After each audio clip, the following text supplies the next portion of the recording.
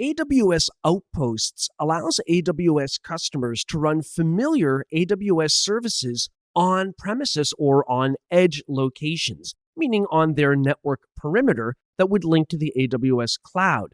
This is interesting because it really means that we have a hardware solution that's provided by Amazon. AWS Outposts come in the form of Outpost equipment racks.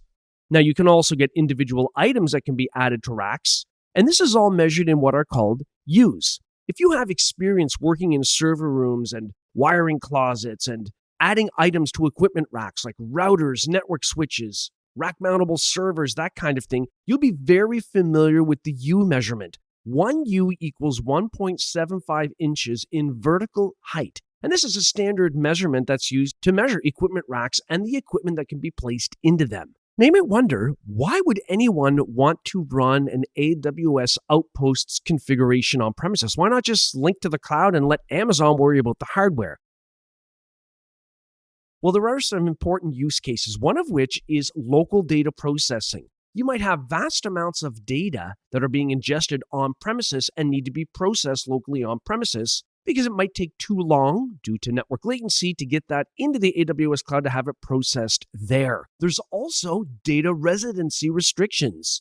In some cases, sensitive data needs to be entirely under your control, whether it's for legal reasons or regulatory compliance, maybe even contractual obligations with other business partners or government agencies. But whatever the case is, it might need to be in your control and reside in a specific geographic location where it is bound by specific laws and regulations. You might also need low latency access. This means you need quick network access to services, including if you're migrating on-premises services like databases and servers into the AWS cloud. AWS Outposts servers are rack-mountable servers supplied by Amazon with 1U and 2U options. And remember, that's a vertical height measurement, which you would use to determine how much space you have in a rack to add equipment. These Outpost servers that you could add to a rack support standard AWS services you might already be familiar with, like EC2 instances, so you can launch instances, Elastic Container Service, or ECS, even AWS IoT support. Cloud technicians will use IoT Greengrass as a solution for deploying and managing IoT device software, whether it's prepackaged or whether it's custom-built IoT software. And this could be for IoT devices at the consumer home level, IoT devices such as those that will be related to vehicles and tracking, even IoT devices at the business or industrial level, using AWS IoT Greengrass. AWS Outposts racks are entire equipment racks, 80 inches tall, fully assembled and ready to go, and will include things like rack-mounted servers, network switches, have a network patch panel for network connectivity and power as well. Essentially, this gets physically shipped to your on-premises network or data center, and it's ready to roll into place and plug in when it comes to power and plug into your network as well.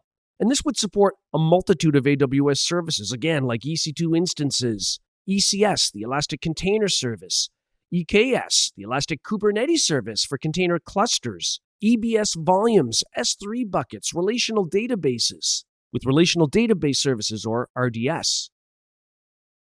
To use AWS Outposts in the console, you create an Outpost configuration and you determine whether you want to specify servers as the hardware type or entire equipment racks. And you continue on with the configuration to the point where you specify shipping information so that the equipment or the equipment rack or racks can be shipped to your location. Now, before you create the Outpost configuration here and place an order for servers or racks of equipment, you would create a site in the console. The site, of course, contains the operating site address information, but it also includes things like the power draw information and the network uplink details. This needs to be known in order for the equipment to work properly within your data center or your server room. After you've done that, you can select an outpost, and from the Actions menu shown here in the screenshot in the console, once the outpost is activated, you can then perform a number of resource actions like launch EC2 instances, create VPC subnets, or create S3 buckets, EBS volumes, and so on.